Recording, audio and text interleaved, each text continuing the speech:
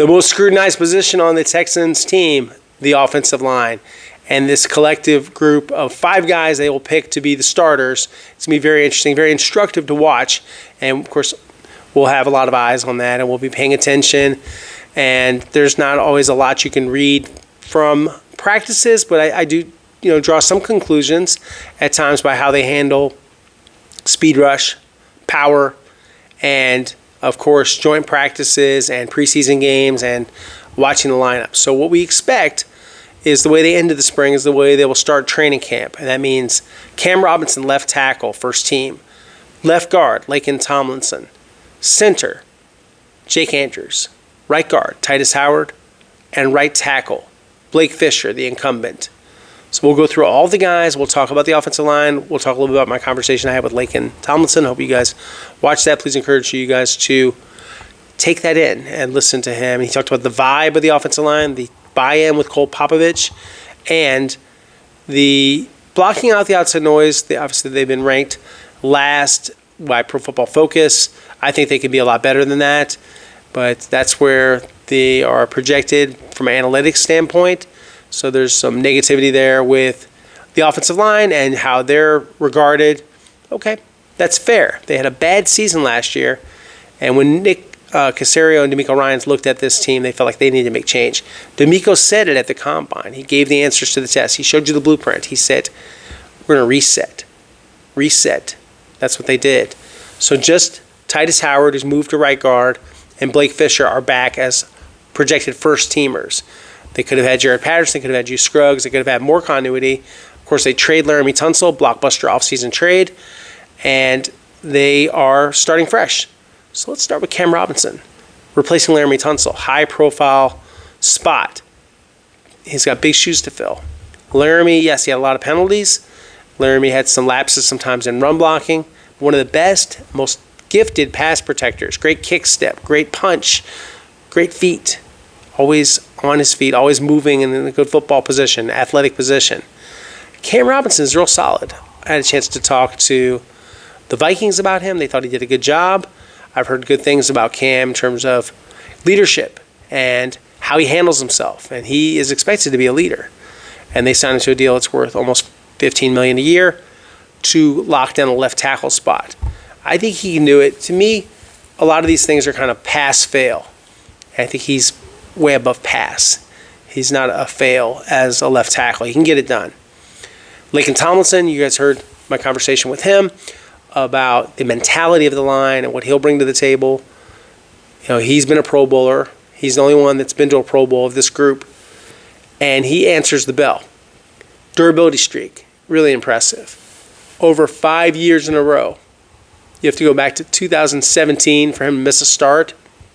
He's an Iron Man. He takes great care of himself physically. Very strong in the weight room, very intelligent. He's a Duke guy. It means he's smarter than me.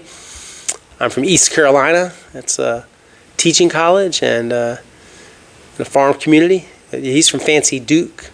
So we had a good laugh about that. We were talking informally and can talk a little about the Carolinas. But yeah, I think Laken should be a leader. He's a technician. He's been around. He's been there, done that. He has a background with D'Amico Ryans. I think all that stuff will help as they get this offense plugged in. But yeah, very smart. Should be able to teach the younger guys about how to line up, how to do things.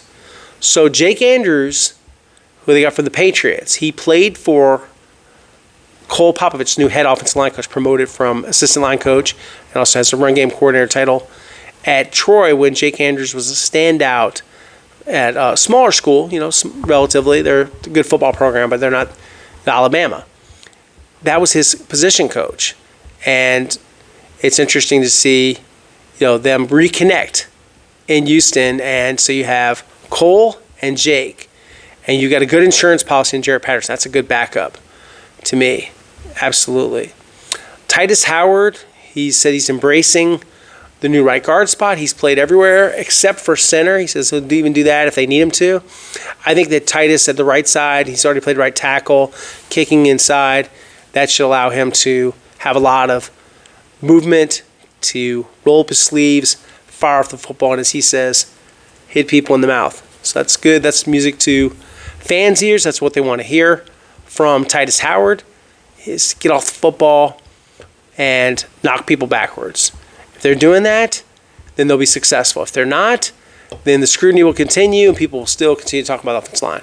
I don't think there's going to be a lot of pats on the back if the offensive line does a good job, except from guys within the team like C.J. Stroud, and rightfully so. So we'll see how they do, but I tend to be a little more of a glass half full guy. I think they will get it done. I think they'll be better. If they go from bad to solid / average, I think they've got the makings of a heck of an offense, but so much does hinge on the offensive line and the progress they make. So it'll be interesting to see how that goes. Blake Fisher is under some pressure. He is in his second season. He ended last season as a starter. They picked him out of Notre Dame. He had some All-American recognition at Notre Dame. He's got in better shape. I don't think he was in great shape as a rookie. I think he needed to get in better shape. He did. Took that to heart. Worked out very hard. Still had trouble with Titus Howard. I don't know why I just said that. So look at Titus' name. Will Anderson Jr. during the spring. A lot of people have trouble blocking Will Anderson Jr. So Titus Howard, the aforementioned right guard, and Blake Fisher could be teaming up on the right side. The X factor for the offensive line is the rookie, massive, Ariante Ursery. He is 6'6", he's 331 pounds, he runs a 5.01, as I reported. First, he agreed to terms on a 4-year, $9.211 million deal. So he is now under contract, and will sign that contract when he gets to town. And so, no problems. How about that? Nick Caserio got it done. Some other people thought, oh, well, it's going to hold up everything. Looks like the second round guys are getting to terms, and he is a hero with the agents for setting a little bit of a precedent with these contracts. No, they did not fully guarantee, my understanding, the Ursery deal, but did real well. So we'll see when those numbers come in. I just know a few of the numbers, and the most important thing is just these agreed to terms. So now we've talked about the projected starters, but Ursery, what if he becomes a starter? What if he beats out Cam Robinson at left tackle, or what if he beats out Blake Fisher at right tackle? He is knocking on the door. He's breathing down their necks. This rookie can move. He's got a little bit of a nasty streak. He's got good technique, and he's very serious about football. I think that he's got what it takes. He did a great job blocking Abdul Carter from Penn State, now the New York Giants. So they've got some talent there. Juice Scruggs, former second-round pick, wasn't great at making line calls. I thought looked okay at right guard. So I see him in the mix as a backup. Again, Ed Ingram, same thing. Backup, former Minnesota Viking. Trent Brown, not quite ready yet, coming off of a bad knee injury. So they've got him as a potential swing tackle backup. And then you look at, Ladarius Henderson, who's had a good offseason after missing last year with a foot injury. Austin Deculus, decent depth. And they, of course, a guy that I thought looked pretty good. Actually, both guys, they're not related. Jalen Thomas and Zach Thomas. So lots of confusing names with all the Jalen's and the Thomas, thing, all that sort of stuff. But I'll keep it, hopefully I can keep it together and keep all the names straight and their quality of play. But yeah, Jalen Thomas is underrated.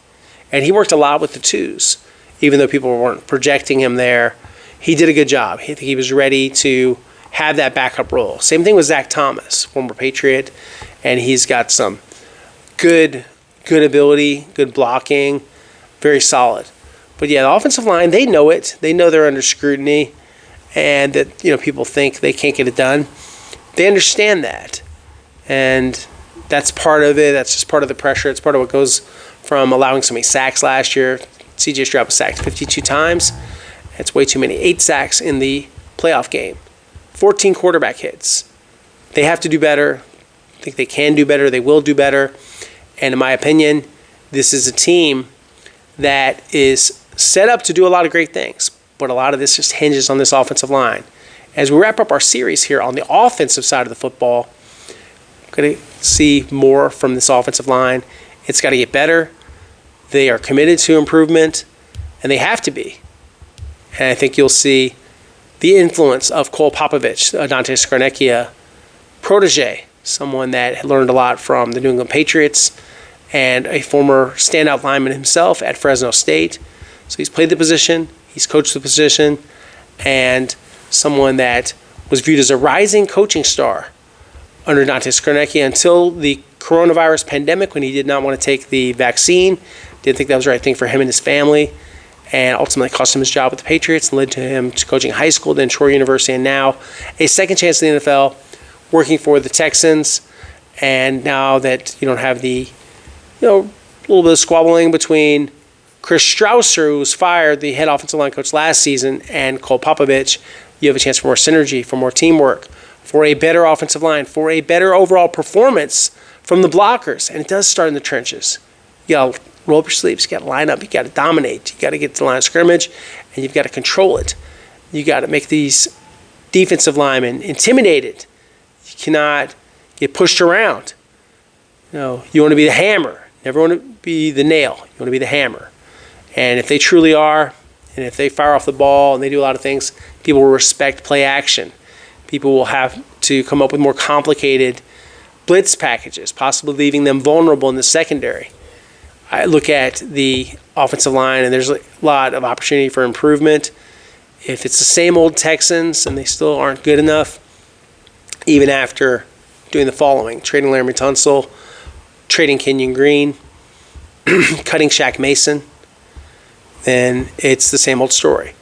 But if things truly are different, if it is truly a new day in Houston with the Texans offensive line, this could be a new type of team in the postseason when you play the legitimate teams. You play the teams like the Chiefs, the Bills, the Ravens, maybe the Bengals, maybe the Steelers.